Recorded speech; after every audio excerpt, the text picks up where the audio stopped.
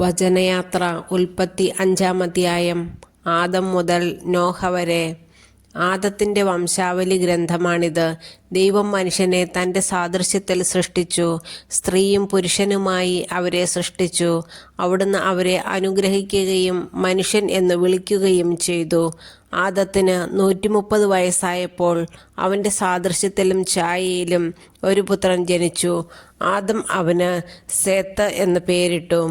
സേത്തിൻ്റെ ജനനത്തിന് ശേഷം ആദം 800 വർഷം ജീവിച്ചു. അവന് വേറെയും പുത്രന്മാരും പുത്രിമാരും ഉണ്ടായി. ആദത്തിൻ്റെ ജീവിതകാലം 930 വർഷമാണ്. അതിനുശേഷം അവൻ മരിച്ചു.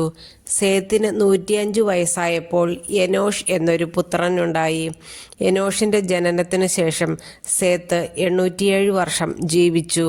അവന് വേറെയും പുത്രന്മാരും പുത്രിമാരും ഉണ്ടായി. സേത്തിൻ്റെ ജീവിതകാലം 912 വർഷമാണ്. അവനും മരിച്ചു. എനോഷിന് 90 വയസ്സായപ്പോൾ കെയ്നാൻ എന്ന പുത്രനുണ്ടായി. കെയ്നാൻ്റെ ജനനത്തിന് ശേഷം എനോഷ് 815 വർഷം ജീവിച്ചു. അവന് വേറെയും പുത്രന്മാരും പുത്രിമാരും ഉണ്ടായി. എനോഷിൻ്റെ ജീവിതകാലം 905 വർഷമാണ്. അവനും മരിച്ചു. കെയ്നാന് 70 വയസ്സായപ്പോൾ മഹലലേൽ എന്നൊരു മകനുണ്ടായി. മഹലേലിൻ്റെ ജനനത്തിന് ശേഷം കെയ്നാൻ 840 വർഷം ജീവിച്ചു. അവന് വേറെയും പുത്രന്മാരും പുത്രിമാരും ഉണ്ടായി. കെയ്നാൻ്റെ ജീവിതകാലം 910 വർഷമായിരുന്നു. അവനും മരിച്ചു. മഹലേലിന് 65 വയസ്സായപ്പോൾ യാരദ് എന്ന മകനുണ്ടായി. യാരദിൻ്റെ ജനനത്തിന് ശേഷം മഹലലേൽ 830 വർഷം ജീവിച്ചു. അവന് വേറെയും പുത്രന്മാരും പുത്രിമാരും ഉണ്ടായി.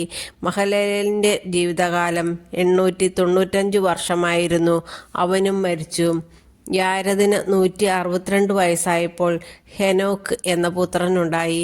ഹെനോക്കിൻ്റെ ജനനത്തിനു ശേഷം യാരദ് 800 വർഷം ജീവിച്ചു. അവന് വേറെയും പുത്രന്മാരും പുത്രിമാരും ഉണ്ടായി. യാരദിൻ്റെ ജീവിതകാലം 962 വർഷമായിരുന്നു. അവനും മരിച്ചു. ഹെനോക്കിന് 65 വയസ്സായപ്പോൾ മെത്തുശലഹ് എന്ന മകനുണ്ടായി. മെത്തുശലഹിൻ്റെ ജനനത്തിന് ശേഷം ഹെനോക്ക് 300 വർഷം കൂടി ദൈവത്തിന് പ്രിയപ്പെട്ടവനായി ജീവിച്ചു. അവന് വേറെയും പുത്രന്മാരും പുത്രിമാരും ഉണ്ടായി.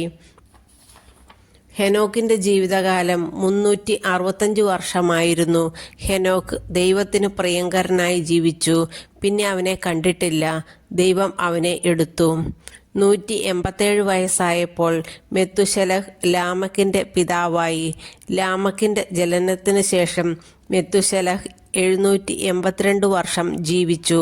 അവന് വേറെയും പുത്രന്മാരും പുത്രിമാരും ഉണ്ടായി. മെത്തുശലഹിൻ്റെ ജീവിതകാലം 969 വർഷമായിരുന്നു. അവനും മരിച്ചു. ലാമക്കിന് 182 വയസ്സായപ്പോൾ ഒരു പുത്രനുണ്ടായി. കർത്താവ് ശപിച്ച ഈ ഭൂമിയിലെ ക്ലേശകരമായ അധ്വാനത്തിൽ അവൻ നമുക്ക് ആശ്വാസം നേടിത്തരും എന്ന് പറഞ്ഞ് അവനെ നോഹ എന്ന് വിളിച്ചു.